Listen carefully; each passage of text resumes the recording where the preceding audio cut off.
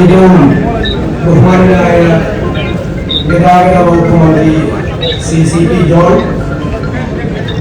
ബഹുമാനിയായ മന്ത്രി ശ്രീമതി കെ തുളസി, മുൻ സ്പീക്കറും മന്ത്രിയും കൂടിയായ ട്രാൻസ്പോർട്ട് മന്ത്രിയും കൂടിയായ Shri N second, chief secretary, transport secretary, transport commissioner, KSRTC MD ഉൾപ്പെടെയുള്ള ഉദ്യോഗസ്ഥ പ്രമുഖരെ, നമ്മുടെ കൗൺസിലർ ഉൾപ്പെടെയുള്ള ജനപ്രതിനിധികളെ, KSRTC ജീവനക്കാരെ, പ്രിയപ്പെട്ട സഹോദരങ്ങളെ, ഇതൊരു അഭിമാന നിമിഷമാണ്.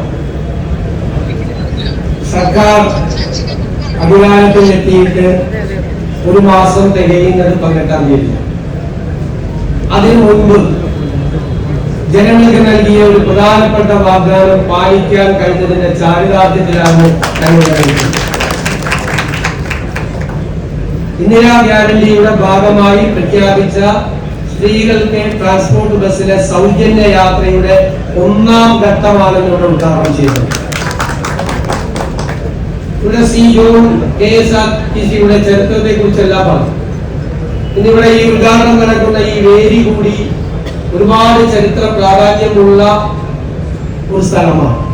110 വർഷം മുമ്പാണ് ഇവിടെ നിന്ന് ശ്രീ ചിത്രവിലാൽ മഹാരാജാവ് ആദ്യത്തെ ഒരു പബ്ലിക് ട്രാൻസ്പോർട്ട് വാഹനത്തിന് ഫ്ലാഗ് ഓഫ് ചെയ്യുന്നത്. 1965-ലാണ് KSRTC ജനകീയ മന്ത്രിസഭയുടെ ഭാഗമായി Kerala state road transport corporation bus service ആരംഭിച്ചു.